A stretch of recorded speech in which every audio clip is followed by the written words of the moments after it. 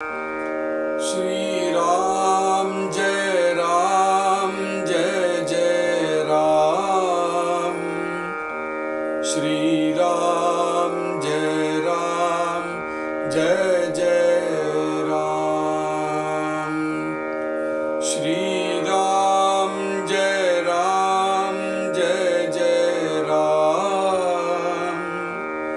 श्री राम जय जय राम। जय श्री राम। शब्दा करिता वस्तु भासे, वस्तु पाहता शब्द नासे, शब्द फोल अर्थ असे घनवटपणे। भूसा करिता धान्य निपजे, धान्ये घेऊन भूस टाकीजे, तैसे शब्द भूस जाणीजे अर्थ धान्य। पोचटा बद्ये घनवट, घनवटी उडे पोचट, तैसा शब्द हा फलगट परब्रह्मी। शब्द बोलो नीराहे, अर्थ शब्दा पूर्वीच आहे, या कारणे न साहे उपमातया अर्थासी। भूस सांडून कण घ्यावा, तैसा वाच्यांश त्यजावा, कण लक्ष्यांश लक्षावा, शुद्ध स्वानुभवे। दृश्यावेगळे बोलिजे, त्यासी वाच्यांश म्हणजे, त्याचा अर्थ तो जाणीजे शुद्ध लक्ष्यांश। ऐसा जो शुद्ध लक्ष्यांश, तोची जाणावा पूर्व पक्ष, स्वानुभवतो अलक्ष लक्षिला नवचे। जेथे घडून सांडिले नभा, जो अनुभवाचा गाभा, ऐसा तोही उभा कल्पित केल्या। मिथ्या कल्पने पासूनी आला झाला, खरेपण कैचे असेल त्याला, म्हणून तेथे अनुभवाला ठावची नाही। तुझे बिन अनुभव हे बोलणेची तो वाव, या कारणे नाही ठाव अनुभवासी। अनुभवे त्रिपुटी उपजे, अद्वैती द्वैतची लाजे, म्हणून बोलणे साजे अनुर्वाच्य। जय श्री राम। जय श्री राम। ஆத்மவஸ்து, ஆத்ம சாட்சா்காரம், ஸ்வாத்மானுபவம் இதெல்லாமே அனிர்வச்சனீயமான விஷயம் அப்படிங்கிறது சொல்லிட்டு வந்துட்டு இருக்கார் இந்த சமாசத்துல. ஸ்ரோதா சத்குருநாதனிடத்துல கேட்டுக்கிறார், இது அனிர்வச்சனீயமான விஷயம் அப்படின்னு நீங்க சொல்லறீள், ஆனா ஏதோ ஒரு விதத்துல அதை சொல்லி என்னுடைய மனசுல அதை ஏற்றி விட்டாதான் எனக்கு புரிய போறது. அந்த கிருபையை நீங்க தான் பண்ணணும் அப்படின்னு கேட்டுக்கிறான் ஸ்ரோதா. அதாவது சிஷ்யன் சத்குருநாதாளாக இருக்கக்கூடிய சமர்த்த ராமதாசர் இடத்துல. சமர்த்த ராமதாசர் அதுக்கு வெள்ளத்துடைய ஒரு உதாரணத்தை கொடுத்து, வெள்ளத்தை சாப்பிட்டால் மாதுரியம் அனுபவிக்க முடியாது, தித்திப்பு அனுபவிக்க முடியாது. அந்த தித்திப்பை வர்ணனை பண்ணுன்னு சொன்னா எப்படிப்பா பண்ணுறது அப்படின்னு முன்னால அதை சொல்லி சீண்டி பார்க்கிறார் இந்த ஸ்ரோதாவை. அதனால இதை நான் வர்ணிக்க எப்படி முடியும் அப்படின்னு கேட்டதும் ஸ்ரோதா சொல்றான், நீங்க என்ன செய்ய வேணும் எனக்கு தெரியாது, அந்த அனுபவத்தை நீங்க என் மனசுல நீங்க ஏற்றி விட்டாதான் உண்டு அப்படின்னு ஸ்ரோதா சொன்னதும் சத்குருநாதான் கிருபை பண்ணி சொல்றார், கவலைப்படாதே, அந்த விஷயத்தை நான் உனக்கு உன் மனசுல ஏற்றி தரேன் அப்படின்னு சொல்லி முதல்ல. ஆனா நான் என்னதான் ஏற்றி கொடுத்தேன் அப்படின்னாலும் அந்த ஆத்மவஸ்து அனிர்வாச்சியம்தான், அனிர்வச்சனீயம்தான் அப்படிங்கிறத கொஞ்சம் கூட விஸ்தாரமாக விலாவரியா சொல்லிட்டு வந்தார். ஆத்மவஸ்து அப்படிங்கிறது நாமே அனுபவிக்க வேண்டிய விஷயம். சப்தங்கள்னாலையும் வாக்கியங்கள்னாலையும் அதை புரிய வைக்கிறது அப்படிங்கிறது ஓரளவுக்கு தான் முடியும். அப்புறம் சப்தம் போய் நின்னுடும். அப்புறம் அனுபவம் அப்படிங்கிற ஒரு நிலைக்கு போனாதான் அது முடியும் அப்படிங்கிறார். ஆனா அனுபவத்தையும் தாண்டினது அப்படிங்கறத இப்ப சொல்ல போறார். சப்தா கரிதா வஸ்து பாசே வஸ்து பாகதா சப்த நாசே சப்த போல அர்த்த அசே கனவட்டப்பணி. நம்ம கண்ணுக்கு நேரே தெரியக்கூடிய எந்த வஸ்துவுமே இது இன்ன வஸ்து அப்படிங்கிறது நம்ம எப்படி அதை புரிஞ்சுக்கிறோம்? சப்தா கரிதா, நேற்றுக்கே சொன்ன மாதிரி இது டேபிள், இது ஃபேன், இது சேர் அப்படின்னு நம்ம கண்ணினால பார்க்கக்கூடிய எந்தெந்த வஸ்துக்கள் இருக்கோ எல்லா வஸ்துக்கும் ஒரு பெயர், ஒரு நாமம், ஒரு சப்தம் இருக்கு. அந்த வஸ்துக்கு அந்த சப்தம், அந்த பெயரை வச்சு இந்த வஸ்து இது அப்படின்னு சொல்லிதான் நம்ம புரிஞ்சுக்கிறோம். சப்தா கரிதா வஸ்து பாசே. அது ஆனப்புறம் என்ன ஆகிறது? நம்ம எங்கேயோ உக்காண்டிருக்கோம், ஒரு இடத்துல ஒரு ரூம்குள்ள உக்காண்டிருக்கோம். அந்த ரூம்குள்ள உக்காண்டே இருக்கும் போது மலை அப்படின்னு சொன்னதுமே என்ன ஆகுறது? நம்ம மனசுல மலையுடைய ஒரு பிக்சர் வருது. அதனால சப்தத்தை சொன்னால், அந்த நாமத்தை சொன்னோமானால், அந்த நாமத்தை சொன்னதுமே எந்த வஸ்துவுடைய நாமம் அதோ அந்த வஸ்து நம்ம மனசுல ப்ரொஜெக்ட் ஆறுது அந்த சப்தத்தினாலேயே. சப்தா கரிதா வஸ்து பாசே. அது மாதிரி பரமாத்ம வஸ்துவை பத்தி அனிர்வச்சனீயம் அப்படின்னு சொன்னாலும் முதல்ல ஆரம்ப நிலையில அந்த பரமாத்ம வஸ்து என்ன அப்படின்னு தெரிஞ்சுக்கிறதுக்கும் ஒரு நாமம் தேவை. அந்த நாமத்தை சொன்னோமானால், அந்த நாமத்தை சொன்னதுமே அந்த பரமாத்ம வஸ்துடைய ஞானம் நம்ம மனசுக்கு வருது. முதல்ல அப்படிதான் ஆரம்பம். ஆனா அது எப்ப வரைக்கும் அப்படின்னா அந்த பரமாத்ம தரிசனம் ஆறது வரைக்கும் தானே. அந்த பரமாத்ம வஸ்துவை பார்த்துட்டோமானால், இப்போ லௌகிகத்துக்கே வருவோம். ஒரு மலை அப்படின்னு இருந்த ரூம்குள்ள உட்காந்து மலைன்னு சொன்ன போது அந்த மலையுடைய காட்சி மனசுல தெரிஞ்சு கொடுத்து. இப்போ பிரத்யட்சமா மலைக்கு நேரையே போய் நின்னோமானால் அப்புறம் யாராவது சொல்லணுமா என்ன மலை அப்படின்னு சொல்லணுமா என்ன? அந்த பிரத்யட்சமா மலைக்கு நேரம் நின்று மலையை நம்ம பார்த்துட்டு இருக்கும் பொழுது மலை அப்படிங்கிற சப்தம் நம்ம மனசுல வர வேண்டிய அவசியம் இல்லை, வரதும் கிடையாது. ஏன்னா அந்த சப்தத்துக்கு அர்த்தமாக இருக்கக்கூடிய மலையை கண்டதும் அந்த சப்தம் தேவையே இல்லை. வஸ்து பாகதா சப்த நாசே. அந்த வஸ்துவை பார்த்ததும் சப்தம் தானாவே நாசமாயிடுறது. சப்த போல அர்த்த அசே கனவட்டப்பன்.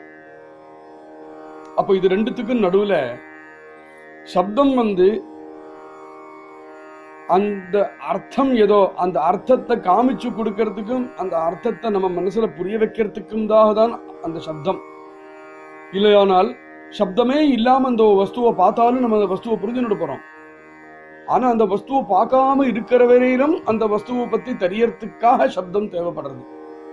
அப்படின்னு பார்க்கும்பொழுது சப்தம் நம்ம அந்த அர்த்தத்துக்கிட்ட அழைச்சுன்னு போறதுக்கு தான்.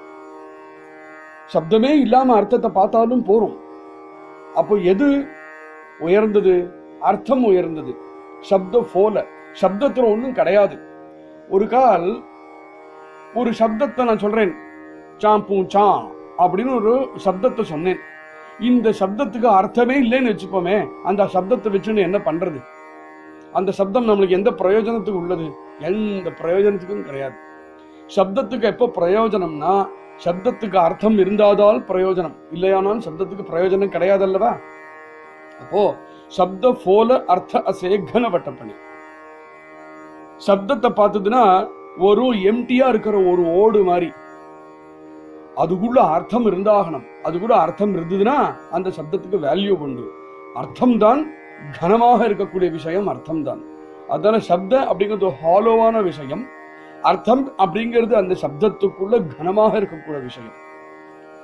இதுக்கு ஒரு உதாரணம் சொல்றார். भूसा करिता धान्य निपजे धान्य घेवूनी भूसटा किचे तैसे शब्द भूस जानिजे अर्थ धान्य.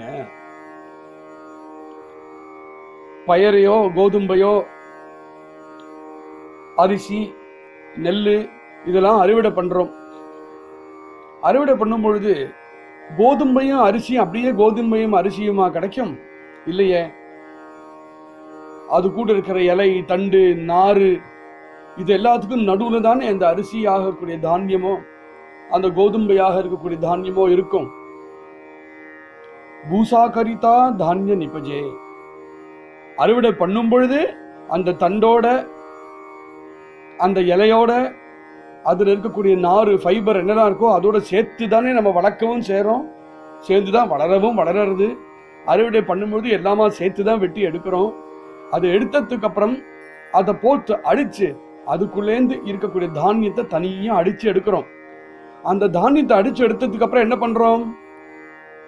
அந்த தண்டையும் இலையுமா நம்ம சாப்பிட்றோம்? சாப்பிடல. அந்த தானியத்தை தானே நம்ம வந்து சாப்பிட்றோம். அப்ப அந்த தண்டையும் இலையும் எடுத்து வேண்டான்னு தூக்கி எறிஞ்சுடுறோம். அது அப்புறம் மாட்டுக்கோ காளைக்கோ போட்டு விடுறோம். நம்மளுக்கு அது தேவை இல்லை. அது மாதிரியாம் சப்தமும் அர்த்தமும். சப்தம் அப்படிங்கிறது அறுவடை பண்ணி எடுக்கும்போது அதுல இருந்து வரக்கூடிய தண்டு நாறு அதெல்லாம் சப்தம். அந்த சப்தம் இருந்தாதான் அதுக்குள்ள அரிசி கிடைக்கும், தானியம் அதுக்குள்ள கிடைக்கும். அந்த தண்டு நாறு இல்லை அதெல்லாம் இல்லைன்னா தானியம் எப்படி முளைக்கும்? அதனால அந்த தானியத்தை தூக்கிண்டு வருது அந்த தண்டும் நாரும் தானே தவிர, ஆனா நம்ம சேவிக்க வேண்டியது இந்த தானியத்தை தான். பாக்கி எல்லாத்தையும் களைஞ்சு எப்படி எடுத்து விடணுமோ, புசாகரிதா தானிய நிபஜே தானிய கேவுன, தானியத்தை எடுத்துட்டு பூச டாக்கிச்சே அது கூட வந்த பாக்கி குப்பை எல்லாத்தையும் தூக்கி எறிஞ்சுடணும். தைசே சப்த பூச ஜானிஜே, அது மாதிரி சப்தம் வந்து பாக்கி இருக்கக்கூடிய குப்பை மாதிரி. ஆனால் சப்தம் தேவையில்லைன்னு சொல்லவும் முடியாது. சப்தம் தேவையும் தான். ஏன் தேவை? அந்த குப்பைக்குள்ளதானே இந்த தானியம் ஒளிஞ்சு இருந்தது. அந்த குப்பைக்குள்ளேந்து தானே தானியத்தை தனியா எடுக்க வேண்டிய வந்தது நம்மளுக்கு. அது இல்லாம அந்த தானியம் வராதல்லவா? அதனால் அந்த நாரும் தண்டும் தான் தானியத்தை கொண்டு வந்ததுங்கிறதுனால அந்த நாரையும் தண்டையும் வந்து காப்பாத்தி வச்சுக்கவும் முடியாது நம்மளால. நாரும் தண்டும் அதோடைய வேலை அந்த தானியத்தை நம்ம கிட்ட கொண்டு வர்றது வரையிலும் தான் அது வேலை. நம்ம கிட்ட தானியத்தை கொடுத்துனா அறுவடை ஆயிடுத்து, அதுல இந்த நெல்லை அடிச்சு எடுத்துட்டோம் அப்படின்னா பாக்கியெல்லாம் தேவையில்லைன்னு தூக்கி எறிய வேண்டிதான். ஐயோ அது தானியத்தை கொண்டு வந்தேன்னு யாரும் காப்பாத்தி வச்சுக்க மாட்டான். அது மாதிரி சப்தம் வந்து அப்பேற்பட்ட தண்டும் நாரும் இலையும் அதுக்குள்ள ஒளிஞ்சின்று தானியமாக இருக்கக்கூடியது அதனுடைய அர்த்தம். போச்சட்டா மத்தியே கனவட்ட கனவட்டி உடே போச்சட்ட தைசா சப்தா பலகட்ட பரபிரம்மி. பரபிரம்ம வஸ்துவும் அப்படிதான். ஒரு ஓடு, அந்த ஓடுக்குள்ள விஷயத்தெல்லாம் ஒளிச்சு வச்சிருந்தா எப்படியோ, போச்சட்டா மத்தியே கனவட்ட. போச்சட்டை அப்படிங்கிறது ஒரு ஓடு, ஒரு தோல் மாதிரி. கனவட்ட அதுக்குள்ள ஒரு பேக்குக்குள்ள ஏதோ வச்சா மாதிரி இருக்கு. அதனால பேக்கோட இம்பார்ட்டன்ட் அதுக்குள்ள இருக்கிற வஸ்து தானே. வஸ்து கையில கிடைச்சாச்சுன்னா பேக்கை தூக்கி எறிஞ்சிடுவோம் அல்லவா? கனவட்டி உடைய போச்சட்டை, உள்ள இருக்கிற கனவட்டி, உள்ள இருக்கக்கூடிய விலை உயர்ந்த வஸ்து நம்ம கைக்கு வரது வரைக்கும் தான் பார்சல் தேவை. போஸ்டல் பார்சல் வரும்பொழுது பெரிய டப்பால பார்சல் வருது. டப்பால பார்சல் வர்றதுக்கு காரணம் அதுக்குள்ள இருக்கிற வஸ்து மூலியமான வஸ்து அப்படிங்கிறதுக்காக. போஸ்ட்ல வந்து நம்ம கிட்ட வந்ததுக்கு அப்புறம் உள்ளேந்து அந்த வஸ்துவை எடுத்துட்டோம்னா அப்புறம் அந்த பார்சலை காப்பாத்தி வைப்போம் மாட்டோமே. அந்த பார்சல் ரொம்ப இம்பார்ட்டன்ட் தான். எதுவரையிலும் இம்பார்ட்டன்ட், நம்ம கிட்ட அந்த சாமானத்தை கொண்டு கொடுக்கிற வரையிலும் இம்பார்ட்டன்ட். அதுக்கப்புறம் அந்த பார்சல் கிட்ட இம்பார்ட்டன்ஸை எவனும் பாராட்டின்னு இருக்க மாட்டான், பாராட்டின்னு இருக்க கூடவும் கூடாது. அது மாதிரி கனவட்டி உடைய போச்சட்டை, உள்ள இருக்கிற வஸ்து கையில கிடைச்சிடும், வழியில் இருக்கிற பார்சல் எப்படி தூக்கி எறிவோமோ அது மாதிரி சப்தஹா பலகட்ட பரபிரம்மி. பரபிரம்மத்துக்கிட்ட போய் சேரற வரையிலும் தான் சப்தமும் நாமமும்.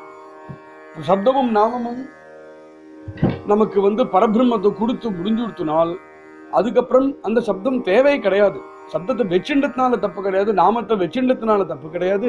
ஆனால் பரபிரம்மத்தை கிடைச்சதுக்கு அப்புறம் அந்த சப்தம் இருக்காது. இப்பதான் சொல்ல போறார். இப்போ வந்து நம்மளுக்கு தோணும் அப்படின்னா நாமியும் கிடைச்சதுக்கு அப்புறம் நாமம் தேவையில்லையோன்னு தோணும். அதுக்காக தான் அர்த்தம் சொல்ல போறார். அப்படி இல்லை.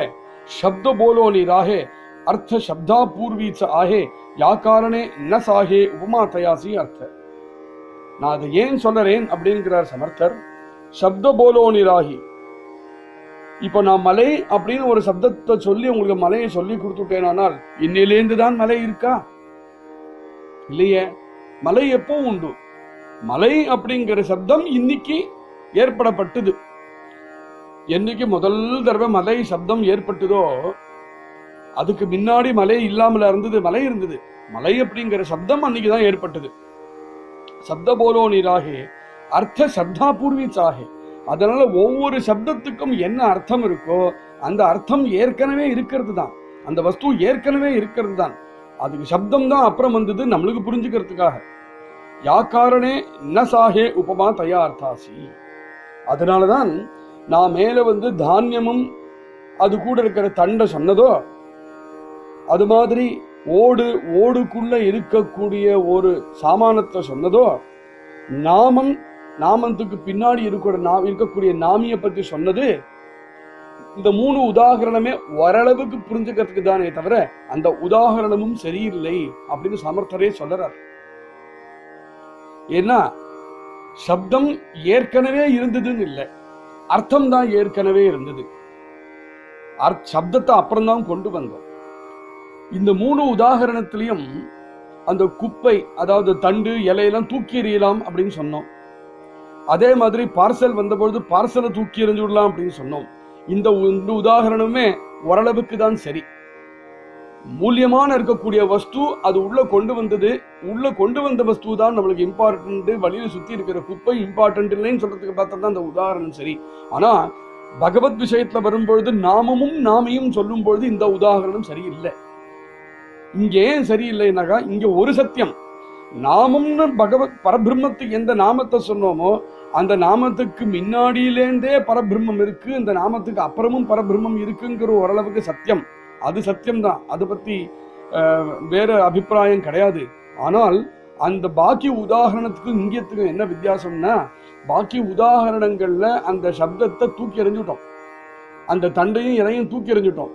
இங்க எந்த நாமம் நம்மளை நாமிக்கிட்ட அழைச்சிட்டு போச்சோ அந்த நாமத்தை நம்ம தூக்கி எறிய வேண்டிய அவசியம் இல்லை, தூக்கி எறிய கூடவும் கூடாது. ஏன் தூக்கி எறியணும்? அதுதானே நம்மளுக்கு பரபிரம்மத்தை கொண்டு வந்தது. மலையை பத்தியும் பார்சல் பத்தியும் சொன்ன உதாரணம் பரபிரம்மத்துக்கு முழுக்க உபமானமாக ஆகாதே. பரபிரம்ம விஷயத்தை பத்தி பார்க்கும் பொழுது எந்த நாமம் எந்த சப்தம் நம்மளை பரபிரம்மத்துக்கிட்ட அழைச்சிட்டு வந்ததோ அந்த நாமமே ரொம்ப இம்பார்ட்டண்டா போயிடுறது. அங்க என்ன ஆகிறது, சப்தத்தை தூக்கி எறிய வேண்டிய அவசியம் இருந்தல, அந்த சப்தம் அந்த நாமம் அந்த நாமி ரெண்டும் சேர்ந்து நடந்து அத்வைத்தமாக ஆயிடுறது. அந்த சப்தமும் நாமமும் நாமியும் தனித்தனியாக இருந்தது, இனிமேல் தனித்தனியாக இல்லாம அந்த நாமமே நாமியாக மாறி விடுறது. இது லௌகிகமான பிராபஞ்சிகமான உதாரணம் கொடுக்கும் பொழுது இதுக்கு உதாரணம் கிடையவே கிடையாது. அதனால அந்த அளவுக்கு மாத்திரம்தான் அந்த 2 உதாரணம் சரியாகும், மத்ததுக்கு சரியாகுது. உபமாத்தியா அர்த்தாசி யா காரணி ந சாஹி. அதனால நான் கொடுத்த 2 உபமைகளும் நாமம் நாமி அப்படின்னு சொல்ற விஷயத்துக்கு அந்த உபமை சரியாகாது. ஆனால் நாமத்துக்கு முன்னாடியிலேருந்தே அந்த நாமி இருந்துருக்கார் அப்படின்னு சொல்றதுக்கு அது சரியாக ஆகும். அந்த நாமத்துக்குள்ளதான் நாமி ஒளிஞ்சின்றிருக்கார் அப்படின்னு சொல்ற விஷயத்துக்கு அந்த உபமானம் சரியாகும். அம்மட்டிலிருந்து அது சரிப்படும்.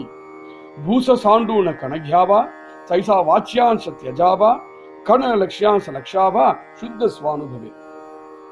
அங்க தண்டையும் நாரையும் இலையும் விட்டெறிஞ்சு கணத்தை எடுத்துப்போம், தானியத்தை எடுத்துப்போம் அப்படின்னு சொன்னோம். அந்த உதாரணத்திலேருந்து நம்ம எடுத்துக்க வேண்டிய விஷயம் என்னன்னா, தைசா வாச்சியான்ச தியஜாவா. நாமம் அப்படின்னு சொல்றது, சப்தம் அப்படிங்கிறது சொல்றது வெறும் வாச்சியாம்சமாக தான் இருக்கு, அதோடைய வாச்சா அம்சமாக தான் இருக்கு. வெறும்ன வாச்சா அம்சமாக இருக்கக்கூடிய ஒரு தன்மையை தள்ளி வைக்கணும். தைசா வாச்சியாச தஜாவா தள்ளி வச்சுட்டு கண லட்சியாச லக்ஷாவா. அந்த தானியம் தான் அதுல இருக்கக்கூடிய லட்சியமாக இருந்ததுனால அந்த சப்தத்துக்குள்ள எது அர்த்தமாக இருந்தோ அந்த அர்த்தத்தையே லட்சியமாக எடுத்துட்டு அது மேல நம்முடைய முழு லட்சியத்தை அது மேல கொடுக்கணும். அப்படி கொடுக்கும்போது என்ன ஆகிறது, சப்தமாக இருக்கக்கூடிய வாச்சா அம்சம் லட்சியமாக இருக்கக்கூடிய லட்சிய அம்சமாக மாறிவிடும். அதுக்குதான் சுத்த ஸ்வானுபவம் என்கின்ற பெயர். திருஷ்யாவேகலே போலிஜே தரி வாச்சியாம்சம் அணிஜே. கண்ணுக்கு தெரியக்கூடிய ஒரு வஸ்து அப்படின்னு சொன்னோமானால் சப்தம் அர்த்தம் அப்படின்னு தெரியும் பொழுது திருஷ்யா வேகலே, எதை பார்க்கிறோமோ எந்த வஸ்துவை பார்க்கிறோமோ அதுலேருந்து தள்ளி நிற்கிறது இந்த சப்தம். தியாசி வாச்சியாம்சம் அணிஜே, அதுக்குதான் வாச்சா அம்சம் அப்படிங்கிறது வருது. தியாச்சா அர்த்தஜோ ஜானிஜே சுத்த லட்சியாம்சம். அந்த சப்தத்துக்கு எது அர்த்தமாக இருக்கோ அதுதான் சுத்தமான லட்சிய அம்சம் அப்படிங்கிறது சொல்றோம்.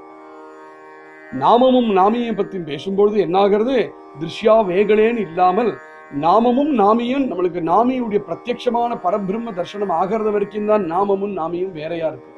எப்போ பரபிரம்ம தர்சனம் நம்மளுக்கு உண்டாயிடுத்தோ அப்போ திருஷ்யா வேகலேன்னு இருக்க மாட்டேங்கிறது, இருக்காது. அந்த நாமையும் நாமமும் ஒன்னா சேர்ந்துடும். அதுதான் சுத்தமான லட்சிய அம்சம் என்கின்ற பெயர். ஐசா ஜோ சுத்த லட்சியாம்ச தோச்சி ஜானாவா பூர்வ பக்ஷ ஸ்வானுபவத்தோ அலக்ஷ லக்ஷிலா நவச்சே. இப்ப சப்தம்னு கேட்கும் பொழுதே எப்படி கேட்கறது? சப்தம் நம்ம காதுனால சப்தம் கேட்கறது, காது மூலமாக சப்தத்தை கேட்கிறோம். காது மூலமாக சப்தத்தை கேட்டதுனால இதான் ஆயிடுறதோ? ஒன்னும் ஆகிறது இல்லை.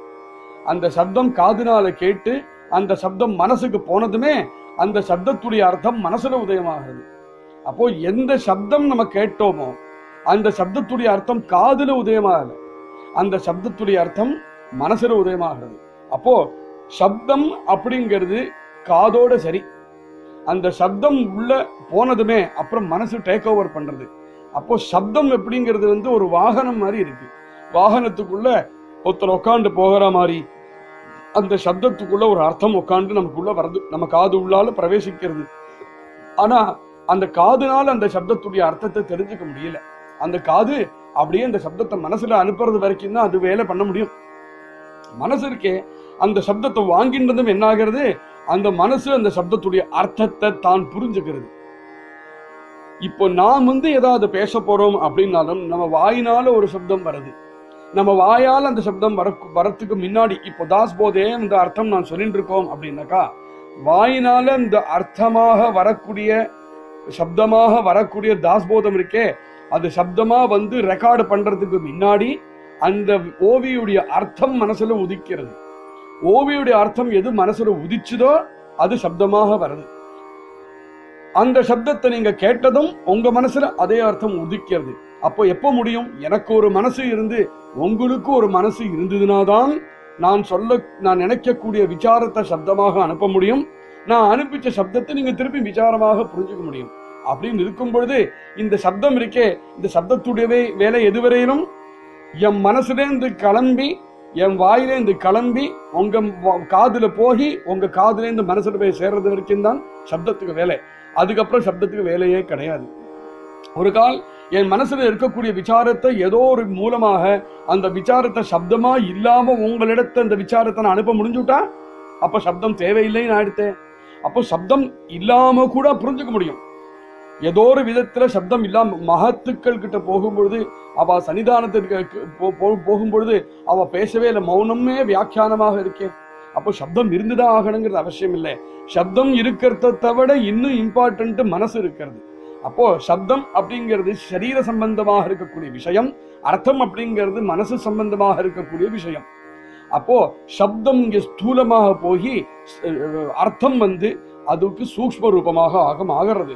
ஐசா ஜோ சுத்த லட்சியாஷ தேச்சி ஜானாவா பூர்வ பக்ஷ ஸ்வானுபவத்தோ அலக்ஷ லட்சிலானவச்சே.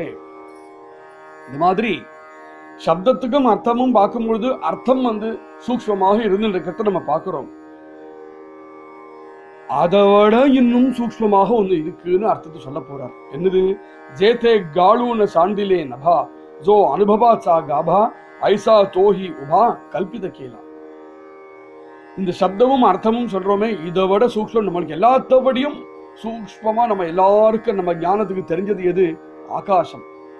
ஆகாசம் கண்ணுக்கு தெரியறதோ? தெரியல. ஆகாசம் முகர முடியறதோ? முடியல. ஆகாசத்தை கேட்க முடியறதோ? கேட்க முடியல. ஆகாசத்தை ஃபீல் பண்றதோ? பண்ண முடியறதோ? ஃபீல் பண்ணவும் முடியல. ஆனா இந்த அண்டாண்டங்களும் இந்த சிருஷ்டியும் எல்லாமே ஆகாசத்தை தானே இருக்கு. எவ்வளவு சூக்ஷ்மம் அப்போ ஆகாசம். நம்மளுக்கு எல்லாம் தெரிஞ்சு என்னெல்லாம் சூக்ஷ்ம வஸ்துக்கள் தெரியுமோ எல்லாத்தபடியும் சூக்ஷ்ம வஸ்துவாக இருக்கக்கூடிய ஆகாசம் அல்லவா? அந்த ஆகாசத்தபடியும் சூக்ஷ்ம வஸ்து ஒன்று உண்டு. அது எது அப்படின்னா கல்பனை, அனுபவம். ஜோ அனுபவாச்சா காபா ஐஷா தோஹி உபா கல்பித்த கேலா. அந்த அனுபவம் அப்படிங்கிறது இருக்கே, அது ஆகாசத்தோட இன்னும் சூக்ஷ்மமா இருக்கு. அந்த அனுபவம் அப்படிங்கிறது நம்ம கிட்ட எப்படி வருது? அனுபவம் அப்படிங்கிறது நம்முடைய கல்பனா சக்தியினால் அந்த அனுபவத்தை புரிஞ்சுக்க முடியாது. மித்யா கல்பனை பாசூனி ஜாலா கரேபண கைச்சே அசேல தியாலா மனோனி தேத்தே அனுபவாலாட்டாவசி நாகி. ஆனா கல்பனையினால ஒண்ணு தெரிஞ்சுட்டோம்னு வச்சுப்போமே, கல்பனை அப்படிங்கிறது வந்து இருக்கிற வஸ்துவை பத்தியும் கல்பனை பண்ணலாம், இல்லாத வஸ்துவை பத்தியும் கல்பனை பண்ணலாம். ரெண்டுமே கல்பிக்க முடியும் நம்மளால. இதுதான் கல்பனா சக்தியுடைய சக்தியே இதுதான். அதனால இப்போ பரபிரம்ம வஸ்து வந்து முதல்ல சப்தம் மூலமாக தெரிஞ்சுக்கிறோம். தெரிஞ்சின்ற பரபிரம்ம வஸ்து சப்த மூலமாக தெரிஞ்சின்றதுக்கு அப்புறம் அர்த்தமாக தெரிஞ்சுக்கிறோம். அர்த்தமாக தெரிஞ்சின்றதுக்கு அப்புறம் அடுத்தது கல்பனையினால தெரிஞ்சுக்க பார்க்கிறோம். வெறும் அர்த்தத்தை மாத்திரம் சொன்னேனானால், இப்போ பெருமாள் சங்கு சக்கர கதாதரனாக இருக்கான் அப்படின்னு சொன்னோமானால், ஒருவன் வந்து கோவில்ல போய் தரிசனம் பண்ணிருந்தானால் சங்க சக்கர கதாதரனாக இருக்கக்கூடிய பெருமாளை பார்த்தத இப்போ இந்த சப்தமும் அர்த்தமும் அவன் எந்த காட்சியை பார்த்தானோ அதை அவனை புரிய வைக்கிறது. ஒருவனுக்கு கண்ணே இல்லை வச்சுப்போம், பிறவி குருடனாக இருக்கான், அவனிடத்த பெருமாள் சங்க சக்கர கதாதரனாக இருக்கான் அப்படின்னு சொன்னோமானால் அவன் மனசுல சங்க சக்கர கதாதரன் என்னன்னு புரிஞ்சுப்பான். ஆனா சொன்னோமானால் புரிஞ்சுக்காம இருப்பானோ? சொல்லாம இருக்கவும் முடியுமோ? அவன்கிட்டையும் இந்த ஞானத்தை சொல்லதானே சொல்லுவோம். நம்ம சொல்லுவோம், ஆனா அவன் மனசுல எப்படி புரிஞ்சுப்பான்? சங்குன்னா என்ன புரிஞ்சுப்பான்? சக்கரம்னா எப்படி புரிஞ்சுப்பான்? புரிஞ்சுக்கணும் இல்லையா? அவனும் புரிஞ்சுக்கணும் இல்லையா? அவன் எப்படி புரிஞ்சுப்பான்? தன்னுடைய கல்பனா சக்தினால புரிஞ்சுப்பான். அவன் மனசுக்கு அவனோட கற்பனைக்கு சங்குன்னா என்ன நினைக்கிறோமோ புரிஞ்சுப்பான், ஸ்ரீவத்சம்னா என்ன நினைக்கிறோனோ அப்படி புரிஞ்சுப்பான். அது அவனுடைய கல்பனைக்கு போய் நின்றுடும். இப்போ திரும்ப கல்பனையை மாத்திரம் பார்த்தோமானால், இப்ப சொன்ன மாதிரி எது இருக்கோ அதையும் நம்மளால கல்பிக்க முடியறது. ஒரு தாமரை புஷ்பத்துல தங்க விதைகள் இருக்கு அப்படின்னு சொன்னோம்னா, நான் சொன்னதுமே நீங்க கல்பிச்சுட்டே.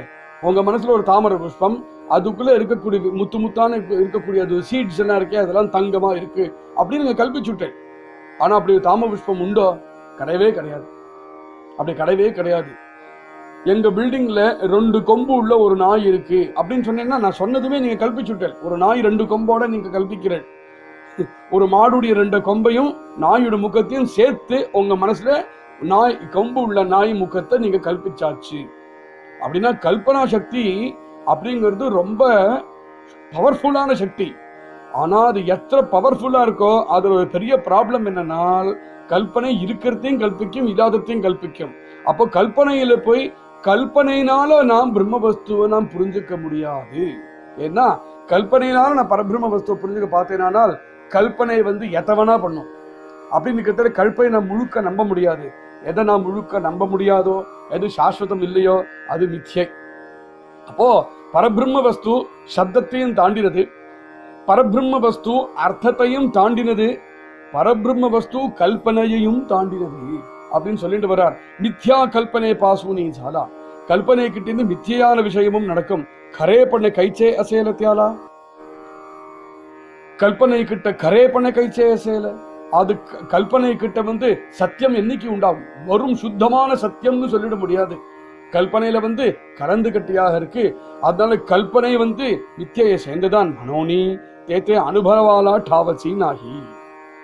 அதனால எவன் வெறும் சப்தத்தை கேட்டானோ அந்த சப்தத்தை வந்து பிரம்மானுபவம் அப்படின்னு சொல்ல முடியாதுன்னு தெரிஞ்சுட்டோம். ஏன்னா சப்தம் தான் பிரம்மானுபவம் அப்படின்னா பரபிரம்மம் சப்தத்துக்கு முன்னாடியுமே இருந்தது.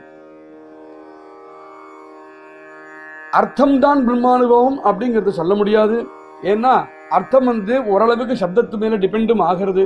சப்தம் தான் அந்த அர்த்தத்தை நம்ம மனசுல கொண்டு கொடுக்கிறது. 2வது விஷயம், அந்த அர்த்தம் அப்படிங்கிறது நம்ம மனசுல இருக்கக்கூடிய விஷயம்தான். மனசுமே வந்து அழிவுக்கு உட்பட்டது தான். அதனால அழிவுக்கு உட்பட்டது மனசாக இருக்கிறதுனால அர்த்தமும் மனசு கூடயே அழிஞ்சு போயிடும். அப்படிங்கிறதுனால பரபிரம்ம வஸ்து அர்த்தத்துக்குள்ள உட்பட்டது இல்லை. அப்ப பரபிரம்ம வஸ்து கல்பனைன்னு அப்படி சொன்னோம். இப்ப கல்பனையை வந்து மித்தியா இருக்கிறதுனால அந்த பரபிரம்மானுபவம் அப்படிங்கிறது கல்பனையை சேர்ந்ததும் இல்லை. மொத்தத்துல என்ன, பரபிரம்ம வஸ்து சப்தத்தையும் சேர்ந்தில்லை, அர்த்தத்தையும் சேர்ந்தது இல்லை, கல்பனையும் சேர்ந்தது இல்லை. பரபிரம்மம் அப்படிங்கிறது வந்து இதுக்கும் மேல இருக்கக்கூடிய விஷயம். அது என்னன்னா அதுதான் அனுபவம். மனோனி தேத்தே அனுபவாலாட்டாவசீனாகி. சப்தம் அர்த்தம் கல்பனை இது 3லயும் அனுபவத்துக்கு இடம் இல்லை. துஜேவீன அனுபவ ஹே போலனே சீத்தோ வாவ யா காரணே நாகி டாவ அனுபவாஸ். இப்போ அனுபவம் அப்படின்னு சொல்லும் பொழுது என்ன ஆகிறது? அனுபவிக்க கூடியவன் ஒருவன் அனுபவிக்கக்கூடிய வஸ்து ஒண்ணு அனுபவமே. அனுபவம் சொன்னோம்னா இது மூணு வந்துடுறது, துஜேவீன அனுபவ. அதனால நான் இத அனுபவிக்கிறேன் அப்படின்னு சொல்றதுக்கு நான் அப்படின்னு ஒண்ணு இருக்கணும், அனுபவம்னு ஒண்ணு இருக்கணும். அப்போ ரெண்டாவது வஸ்து, ரெண்டாவது ஒரு புருஷன் இல்லாம, ரெண்டாவது ஒரு வஸ்து இல்லாம அனுபவம் கிடையாது, துவைத்தமாக தான் இருக்கணும். துஜேவின அனுபவ, ரெண்டு இல்லாமல் அனுபவம் முடியாது. ஹே போலனே சீத்தோ வாவ. ஆனா பரபிரம்ம வஸ்துவை பத்தி பார்த்தோமானால், நான் பரபிரம்ம வஸ்துவை அனுபவிச்சுட்டேன் அப்படின்னா நானும் இருக்கேன், பரபிரம்ம வஸ்துவும் இருக்குன்னு ஆச்சு. ஆனா பரபிரம்ம வஸ்து ஏகமாச்சே, ச ஏகஹான் தானே சொல்றது வேதங்கள்லாம். யா காரணே நாஹீட்டாவ அனுபவாசி. அதனால பரபிரம்ம வஸ்து அனுபவ விஷயம் அப்படின்னு சொன்னோமானாலும் அது சரிப்படலை. ஏன்னா அனுபவே ஏற்கனவே சொன்ன மாதிரி அனுபவே திரிபுட்டி வஜே. அனுபவம் அப்படின்னு சொல்லும் போது மூணு விஷயங்கள், அனுபவிக்கிறவன் ஒருத்தன், அனுபவிக்கக்கூடிய வஸ்து ஒண்ணு, அனுபவம் அப்படிங்கிறதே. இது மூணு ஆச்சு. அத்வைத்தம் அத்வைத்தி துவைத்தச்சி லாஜே அப்படின்னு இருக்கும்பொழுது அனுபவம் அப்படின்னு சொன்னோமானால் ரெண்டு பேராவது மினிமம் இருக்கணும். அனுபவிக்கக்கூடிய வஸ்துவும் அனுபவிக்கிறவனும் இவா ரெண்டு பேராம இருக்கணும். அப்படின்னு இருக்கும் பொழுது அத்வைத்தி துவைத்தச்சி லாஜே. அத்வைத்தமாக இருக்கக்கூடிய பரபிரம்ம வஸ்து கிட்ட நான் அனுபவிச்சேன்னு எப்படி சொல்றது? மனோனி போலனே சாஜே அனுர்வாச்சு. இங்க வந்து நின்னுடுத்து அனிர்வச்சனீயம் அப்படிங்கிறது இங்கே போய் நிக்கிறது. அனிர்வச்சனீயம் அனிர்வச்சனீயம் சொல்றதுக்கு காரணம் இதுதான்ப்பா.